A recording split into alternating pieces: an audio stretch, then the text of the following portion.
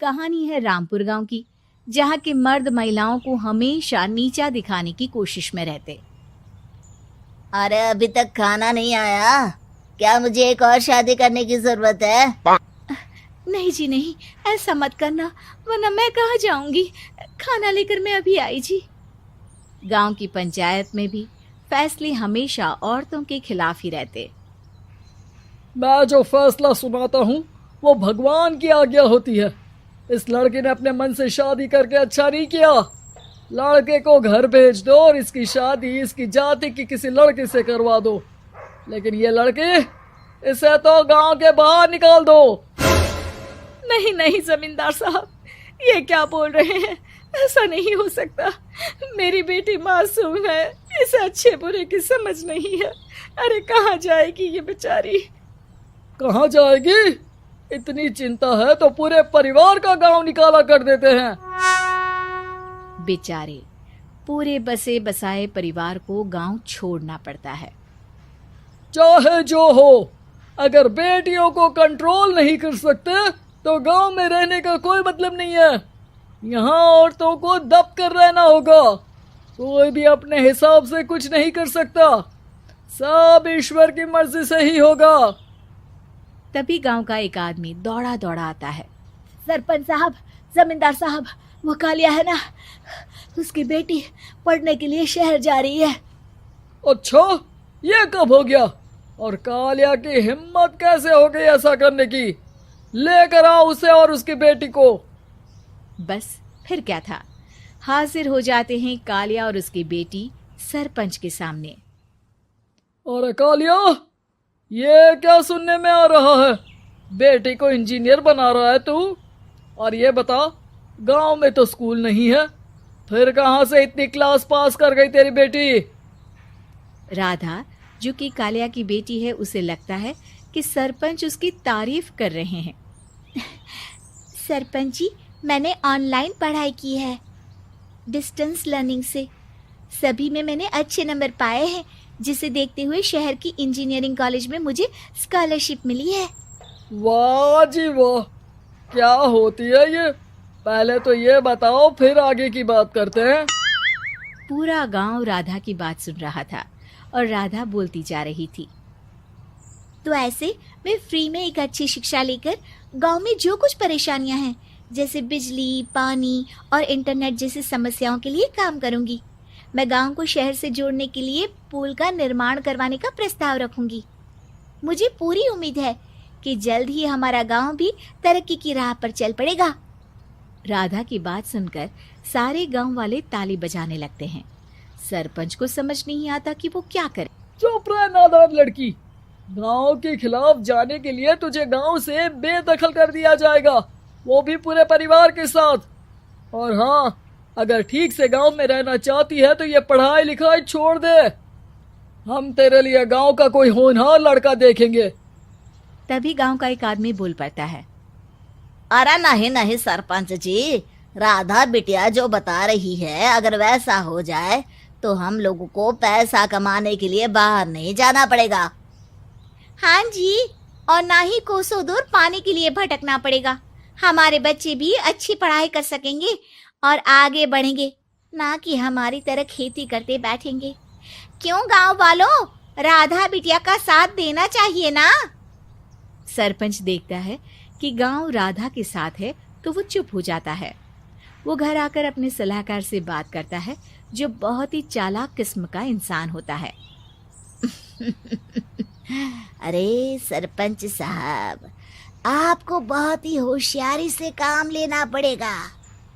एक बार गांव तरक्की कर गया, यहाँ के बालक पढ़ लिए तो कोई ना पूछेगा आपको। और फिर ये जो बेटा और बेटी है ना आपके, इनको भी आम लोगों की तरह ही जीवन जीना होगा। हाँ, लेकिन करे तो क्या करे?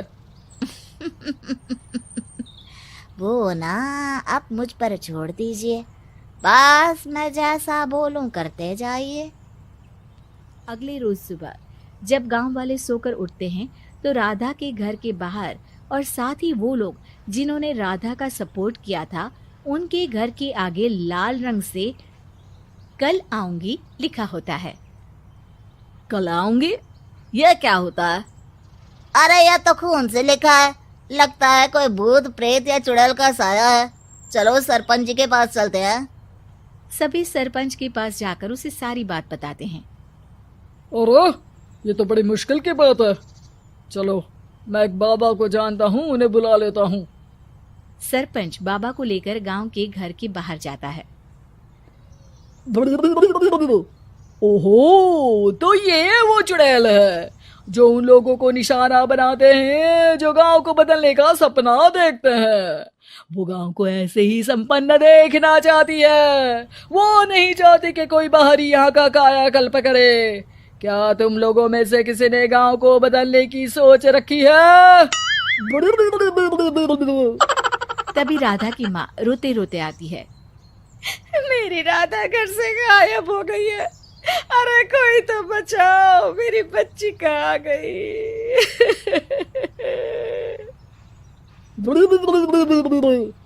ले गई वो चुड़ैल, तेरी बच्ची को ले गई।